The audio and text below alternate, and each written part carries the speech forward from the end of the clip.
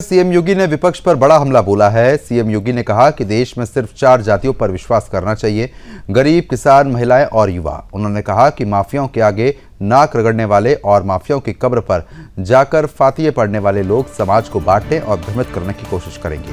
CM योगी ने कहा कि माफिया किसी के नहीं होते, ये समाज का खून चूसते हैं, गरीबों का शोषण करते हैं, व्यापारियों में डर पैदा करते हैं और बेटियों की सुरक्षा के लिए खतरा बनते हैं। लेकिन अब माफिया मिट्टी में मिल चुके हैं। सीएम योगी ने समाजवादी पार्टी और कांग्रेस पर भी निशाना साधते हुए कहा कि इन दलों ने सालार मसूद गाजी का मेला लगवाया, जबकि उनकी सरकार ने महाराजा सुहेलदेव जी की स्मृति में आयोजन को बढ़ावा दिया। सीएम योगी ने यह भी कहा कि अगर समाजवादी पार्टी के पुराने कार्यों से पर्दा उठना शुरू हुआ तो उनके पास जनता के सामने जाने के लिए कुछ नहीं बचेगा।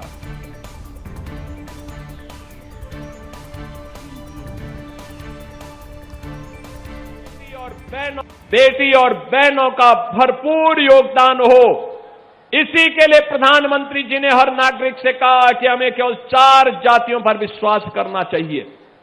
ये 4 जातियां हैं गरीब, अन्नदाता किसान, महिलाएं और युवा। ये 4 जाति के अलावा और जाति नहीं।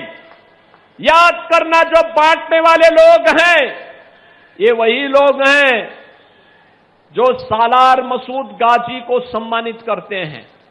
लेकिन याद करना, एक खतरनाक प्रवृत्ति है।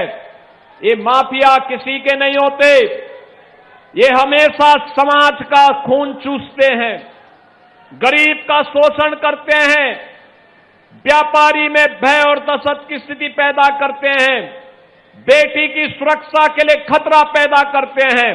और इसी के लिए हमारी सरकार ने तय किया था पहले दिन से कि अपराध और अपराधियों के प्रति, माफिया और माफिया के संरक्षक दाताओं के प्रति सरकार की 0 टॉलरेंस होगी।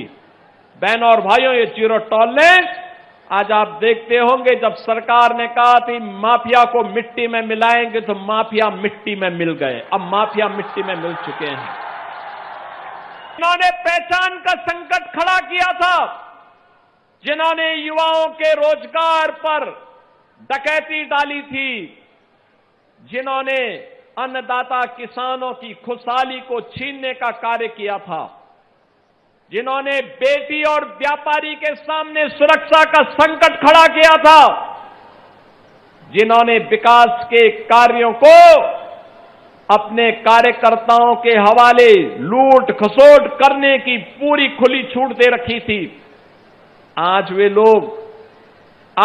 लोग हमें आईना दिखाने का काम कर रहे हैं। राष्ट्र नायकों को सम्मान इस रूप में 1000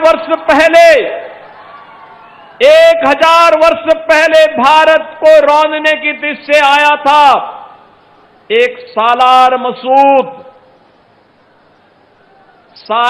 मसूद को बहराइच के चित्तौड़ा नामक स्थान पर भारत के जिस महापुरुष ने, राष्ट्र नायक ने रौंद करके इस्लाम के अनुरूप सबसे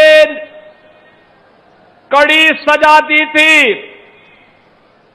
वह महापुरुष कोई और नहीं, महाराज सुहेलदेव हैं। महाराज